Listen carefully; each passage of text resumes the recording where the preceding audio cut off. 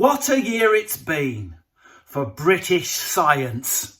I'm proud of you guys, each and every one of you who have taken that intense 3-month course and have now qualified as a scientist on social media. I don't know how you did it, but some of you have gone from being Baron, who lives in Watford, Kelly, who lives in Sunderland. You've gone from that.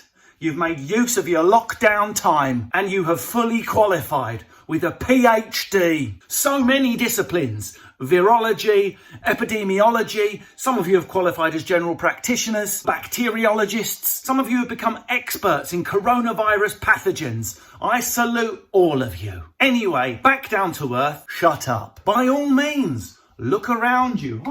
Look at the various reports. Go digging online. Dig up your evidence. Make your own decision about, say, for example, face masks. That's your right, your prerogative. But remember, simply forming an opinion in your kitchen over a cup of coffee because you read a report by someone called Dr. Goldlester from Philadelphia who has an MD from the University of Hawaii, Rhode Island, doesn't change you into someone who should give medical advice. Don't turn yourself into a scientist. Commentate on people's opinions, but don't turn into the expert scientist with a knowledge on hello, my name's Laura from Croydon and I think masks are evil because when you breathe out, you then breathe that back in and that gaseous cloud creates a carbon monoxide liquid that goes down into your lung and turns you blue, and my cousin Terry became a Smurf, then died. You are not a scientist.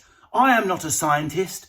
We are people consuming information online and then coming to an opinion based on the information we've consumed and doing what we think's best for ourselves and our family and trying to stay within the letter of the law where possible. Don't you think it's suspicious that all the scientists are saying the same thing about global warming, about face masks? Suspicious? It's not suspicious, you fucking druid. There's a part of your brain that needs to form patterns, that needs to see things in the dirt. Do you know why? Because back in the day on the savannah, when we were living off antelope legs and banging each other in caves and giving birth in grass patches, if you couldn't find patterns in things, you died. But sometimes there isn't a pattern. Don't you find it weird? There's a face in that cloud. What does that face mean? There isn't a face in the cloud. Your brain has created a face in the cloud.